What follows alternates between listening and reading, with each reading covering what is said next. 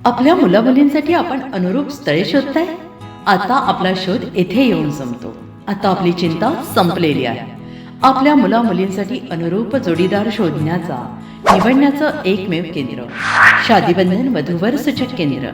या संस्थेमध्ये सर्व समाजातील 70,000 पेक्षा जास्त स्थळे नोंदणी असलेले असे शादीबंधन वधूवर सूचक केंद्र. संपूर्ण महाराष्ट्रात आणि कर्नाटकात प्रसिद्ध असलेले एकमेव वधूवर सूचक केंद्र म्हणजे शादीबंधन वधूवर सूचक केंद्र, ज्यांच्याकडे आहे सर्व समाजातील सर्व जाती आणि पोटजातीतील 70,000 पेक्षा जास्त स्थळांची नोंदणी. आपल्या इच्छेप्रमाणे वर्गवारी करून अनुरूप स्थळे निवडण्याची सुविधा. एक वेळा जोडले जा आणि आपलं जीवन सफल करून घ्या. हजारोंनी याचा लाभ घेतला आहे. आपणही आपल्या मुलामुलींसाठी, विधूर, विधवा, वयस्करांसाठी योग्य स्थळांची निवड करा. एक सुवर्ण संधी घेऊन येत शादीबंधन. आजच संपर्क करा. शादीबंधन वधूवर सूचक केंद्र, लोकसंदेश न्यूज ऑफिस समोर, महाराष्ट्र स्क्रॅप जवळ, 100 फुटी road, Sangli. Pincode 416 customer care number 9922864545. आमच्या वेबसाईटवर स्थळे पहा. आमची वेबसाईट आहे www.shadibandhan.in.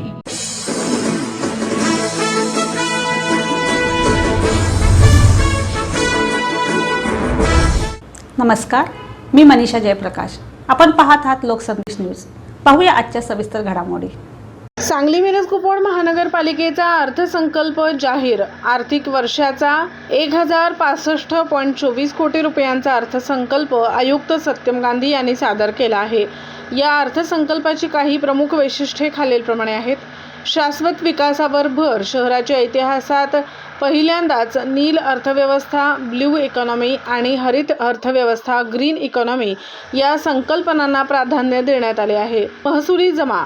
आगामी वर्षात 433.57 कोटी रुपयांची महसुली जमा अपेक्षित आहे, ज्यामध्ये GST अनुदान 274.50 कोटी आणि मालमत्ता कराचा 93.74 कोटी मोठा वाटा आहे. नागरी सेवा आणि खर्च. वाढत्या नागरीकरणाचा विचार करून कर्मचारी पगार आणि अनिवार्य सेवांसाठी 232.32 कोटी रुपयांची तरतूद करण्यात आली आहे. पायाभूत सुविधांच्या बळकटीकरणासाठी 100 कोटींहून अधिक महसुली तरतूद केली आहे. भविष्यवेधी नियोजन. पर्यावरण संवर्धन आणि हवामान बदलाच्या आव्हानांना तोंड देण्यासाठी प्रशासनाने विशेष नील हरित धोरण स्वीकारले आहे.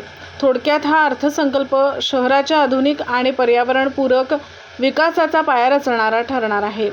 लोकसंदेश न्यूजसाठी अजय माने यांचा रिपोर्ट.